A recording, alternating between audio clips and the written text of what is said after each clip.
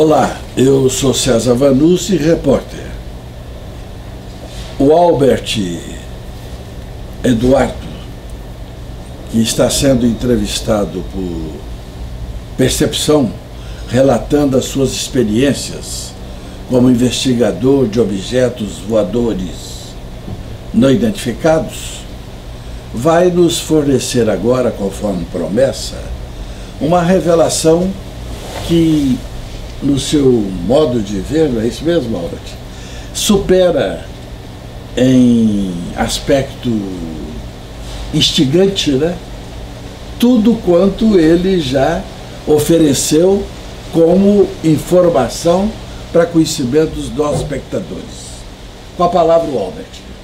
Olha, o que eu vou falar aqui agora talvez não seja uma novidade 100% não, sabe? Mas o que vem logo à frente, sim.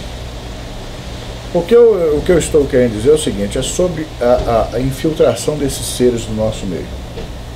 De 1981 a 1989, eu me dediquei a ficar recolhendo casos de aparição de seres, de naves, de pouso de naves, sabe?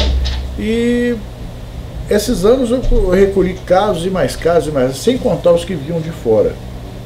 Até que chegou num ponto que eu resolvi parar e falei assim, não, pera aí, o que eu vou fazer com isso aqui? Fica parecendo que eu estou catando borboleta, colecionando casos. Não, eu quero saber o que tem por trás disso. E cheguei à conclusão que havia uma coisa aí por trás, não sei se o termo ideal seria isso, assim, mal intencionado. Mas eu percebi que existia algo, não fazia sentido para mim, esses seres avançarem em distâncias estelares, rasgar o espaço, sabe, para vir até aqui, ficar dando rasante, correndo atrás de capial no meio do mato. Isso aí não fazia sentido. Então, para mim, tinha mais coisa aí. Eu percebi que havia também muito caso aqui dentro de Belo Horizonte que era ignorado pelos pesquisadores, inclusive por mim. Dentro de Belo Horizonte ou qualquer outra? Dentro de Belo Horizonte, né? Dentro de Belo Horizonte. Ou de qualquer outra cidade? Né? Qualquer outra cidade, mas eu estou falando de Belo Horizonte porque aqui foi o lugar que eu vivi e vivo.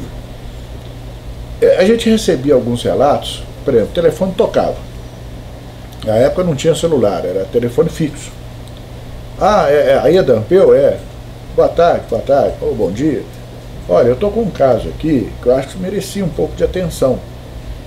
Como assim? Olha, a minha filha, ou meu filho, ou eu, meu marido, nós estávamos passando em determinado lugar e de repente tinha um sujeito parado, muito estranho. Entendendo? E aquele sujeito, esse foi um dos casos que eu recebi. Aquele foi inclusive aqui perto da Belvedere. Só que ali naquela época era mais, sabe, era menos casa, menos povoado. Então nós estávamos ali, nós paramos o carro, entendendo que o motor do carro começou a ferver, né? Sabe aqueles motores de carburador, aquela coisa, era fácil de acontecer isso. Então meu marido falou assim, ó, vou parar aqui um pouco e colocar um pouco de água, e ele tirou do porta-malas, né, que ele já tinha preparado ali um recipiente, né, de 5 litros, e colocou lá dentro e tudo, e ela ficou do lado de fora olhando à noite, né, uma noite bonita, e de repente ela olhou à esquerda, ela percebeu 2 pessoas com um traje parecendo de mergulhador, um cinza claro e outro um cinza mais escuro, com os olhos assim maiores que o nosso, e eles foram aproximando deles e falaram, um falou num português muito assim nítido, né, bem pronunciado, boa noite, né? Vocês estão com problema? Aí o marido dela olhou e falou assim, olha, o motor ferveu aqui, eu estou tentando, né, para a gente poder seguir, né, para Belo Horizonte. E aí, eles estavam vindo de Itabirito, agora que eu me lembrei, estavam vindo de Itabirito. E de repente, quando ele se deu conta, cadê os 2? Simplesmente desapareceram. Quando ela me fez esse primeiro relato, eu achei que era uma coisa assim, sem sentido de imaginação, era uma coisa, sabe? Mas depois eu me perguntei, o que leva uma senhora a falar isso comigo? E eu comecei a pegar vários casos assim, lugares isolados ou quase, uma coisa assim, bem, um pouco mais distante do centro, até que Narciso Chateaubriand ali, quase perto do Palácio do Rádio da TV Alterosa, na época, né? Uma senhora falou que ela estava aguardando no ponto do ônibus com várias pessoas, devia ter umas 5 pessoas com ela ali, que sempre pegam as crianças saindo da aula no mesmo horário, né? Ela pegou, parou e viu bolas, como se fossem bolas de sinuca, também uma bola de sinuca voando no meio deles, assim, 5 horas da tarde, e é claro, olha que as crianças deixam ali, e de repente elas subiram, foram para o espaço. Aí, você viu, vi, tá bonita, você viu, mesmo assim não se deram conta do que era. Um pouco mais à frente, ela chama inclusive, vou citar só o primeiro nome, Glene, e ela falou assim, olha, o mais interessante é o seguinte, que nós, quando ficou só eu e a minha amiga, e a outra que estava chegando, que era empregada doméstica, que pega o menino também, nós vimos que tinham 2 homens muito estranhos. A roupa deles parecia roupa de borracha, colada no corpo. Então, que casos isolados, lugares diferentes, das mesmas pessoas. E aí veio o caso principal. Esse caso chegou para mim, quando eu lancei, eu tinha, desculpa eu não ter citado, na época eu tinha um jornal chamado Jornal Ufológico, que eu publicava sempre. Ele teve 5 números e depois veio uma revista chamada Revista Ufológica. E o jornal chamava UFO-Lógico. Era uma, né? Então, esse caso veio através do jornal número 3, que ele tinha cor verde de capa. Eu estava sentado no escritório na rua São Paulo, quando de repente aparece um sujeito estranho, né, normal daqui mesmo, motorista de táxi, falando que transportou 3 seres, quer dizer, 2 que ele pegou ali na Fundação João Pinheiro, na Avenida Amazonas, em frente ao Parque de Exposição, tem um negócio da Fundação João Pinheiro, nem sei se é hoje ainda, mas isso foi em 1985 para 86, 87, por aí. Foi na época da quebra do plano cruzado. Ele transportou esses 2 seres enormes, que tinham, pelo que eu calculei, uma porta, uma entrada, tem 2,10 metros, teria mais ou menos essa altura. E esses seres entraram dentro do táxi, um falando um português muito pausado, muito virgulado, quero que o senhor nos leve a BR-3, onde pegaremos uma terceira pessoa do sexo feminino. Entendeu? Eu pensei comigo, pô, por que não uma mulher? Ali não chama BR-3 há muitos anos. Entendeu? Então, você vê que as coisas não batiam, mas ao mesmo tempo tinham significado. E esse caso, eu não sei se você se lembra do Coronel Prado Coimbra. Ele, inclusive, teve uma participação indireta nesse caso. Ele viu também a coisa acontecendo. Esses 3 seres foram levados ali próximo àquela fábrica antiga da cerveja Skol, ali na saída para o Rio, onde eles deixaram esses 3 seres. E aí vem aquele negócio, a mulher tira de uma era do sexo feminino, realmente, uma mulher tira de uma espécie de bolsa, uma espécie de um lápis, uma coisa, um estilete, uma coisa assim, onde ela jogou 2 jatos de luz para cima. Esse ser, estavam os 3 assim do lado de fora do carro, numa estrada escura, no meio de estrada, né? E ele no acostamento, e ele falou assim, ó, foi a hora que um deles, que é aquele que falava o nosso idioma, e ele então achava que eram estrangeiros ainda, nem imaginava.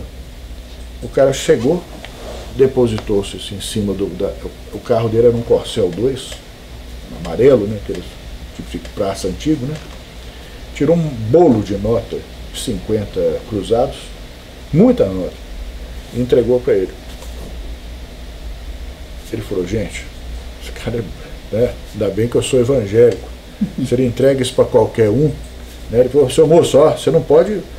Ele olhou, o cara estava andando. Ele pegou, gritou para ele, pera que tem um dinheiro e tal.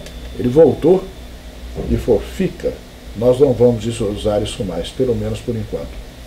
Eu tive a honra de pegar uma dessas notas e conferir, entendeu? O Coronel Prado, inclusive, foi quando eu o chamei, né? E conferi a nota, falei, a nota é boa, tranquila e tudo.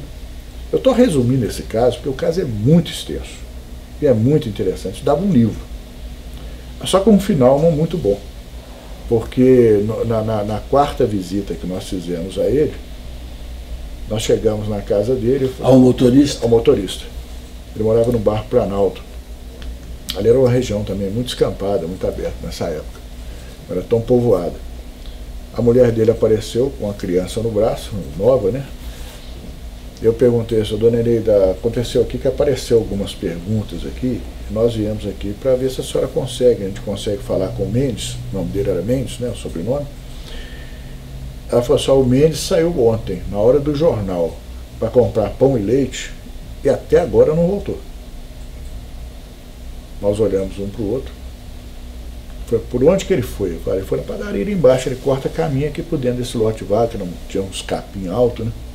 Chegamos lá, está aquela marca no chão. Até ontem não se ouviu falar mais desse cidadão. Ah, ele desapareceu? Desapareceu. Levaram ele, né? E eu havia falado isso. Olha, eu acho que a gente deveria vigiar esse cidadão, entendendo? Eu acho que ele mereceria uma atenção especial. E foi feito, vamos dizer, BO...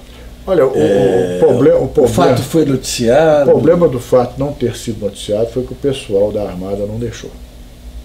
Levaram o carro dele para São Paulo. Da Armada? Que Armada? Do Exército. Na época, pelo que eu fiquei sabendo, o pessoal da Aeronáutica levou o carro dele para São Paulo. Eu fui afastado do caso. Eles deram o dinheiro equivalente à mulher dele. A mulher dele voltou para a cidade, se não me falha a memória, Padre Paraíso, lá no norte, nordeste de Minas, aquela região ali, perto de Montes Claros, aquela região, entendeu? Voltou para lá e eles deram dinheiro para ela, não sei se como pensão, coisa, para ela nem tocar mais no assunto. Mas agora, na sua avaliação, o que isso sugere? Olha, eu sugere o seguinte, todo cuidado é pouco quando se mexe com o desconhecido. Eu conheço inúmeros pesquisadores no Brasil que relatam que se tivesse a menor possibilidade, eles correriam, entrariam dentro da nave e queriam saber. Não é por aí. Porque na hora do pau quebrando mesmo, eu lembro um caso curioso, conhece o Antônio Faleiro, né? Muito. Pô, Antônio Faleiro uma vez estava me contando que ele estava no alto daquela região onde ele fez aquele observatório, com a motocicleta dele lá, e piscando e tal, e de repente aparece uma luz estranha. Ele piscou o farol, piscou o farol, piscou o farol. Na hora que a luz começou a mexer e vir na direção dele, ele falou, o quê? O Alves me falou que esse trem aqui, eu quero é cascar. E a primeira coisa que é, porque realmente você não pode se expor. Você não sabe com quem você está lidando. Você não sabe o que eles comem, o que eles vestem, se tem religião, o que eles são, afinal.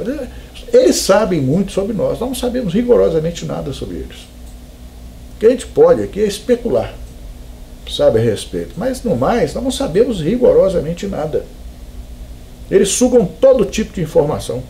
Bem, mas e concluindo a parte de conceito, que conceito se retira disso tudo? A moral da história. Moral da história, nós estamos lidando com seres muito inteligentes e que até agora não deixaram a gente... As intenções deles. As intenções são das piores. Olha, não são boas não intenções? Não são. Pelo que eu posso dizer, que eu tenho de casos recolhidos, casos a ser analisados, com prova, a pessoa machucada, pessoa traumatizada, esse eu tenho aos montes. Agora, casos de seres bonzinhos que estão aqui, sabe? Olha, sinceramente, esses casos são difíceis até de acreditar, porque não tem substância, não tem sustentação. São histórias bonitas, eu tenho várias, inclusive, lá. Mas está uma parte do meu arquivo que são chamadas de arquivo suspeito. Que se você perguntasse se você gostaria de publicar isso aqui, eu falo assim, olha, se não colocar meu nome atrás, eu posso levar. Mas eu não assino isso aí.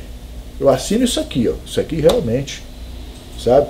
E mais uma vez eu digo, por causa disso eu fui afastado do meio ufológico, porque eu não estava falando aquilo que as pessoas queriam ouvir e que certos pesquisadores queriam publicar. Muito bem. Ô Albert, eu fico muito grato pela informação que você traz, por pelo esse relato de suas vivências como pesquisador E fico a aguardar uma próxima oportunidade que nós possamos dar seguimento a papo tão intrigante, tão enigmático, com esse jeito de charada por decifrar que você nos traz nessa audição do Percepção. O prazer foi todo meu, inclusive eu te acompanho há muito tempo, né? Desde a época do realismo, né? Realismo Fantástico. Realismo Fantástico. Eu acompanho seus programas, sou admirador. Obrigado. Sabe? E agradeço você, a sua equipe, a oportunidade, logo que for requisitado, né? Aí sim, hoje nós fizemos a coisa mais a nível de bate-papo, né? Mas, e lembrar as pessoas, né, que, mais uma vez, nós estamos lançando essa revista OVNI Documento, sabe? OVNI Pesquisa, quer dizer. OVNI Documento era o nome que existia da Irene Grach. A OVNI Pesquisa. Estamos lançando um novo tempo da ufologia brasileira, sabe? Muito bem. Onde vamos tentar levar a todos conhecimento de coisas mais significativas e reais, bem pesquisadas.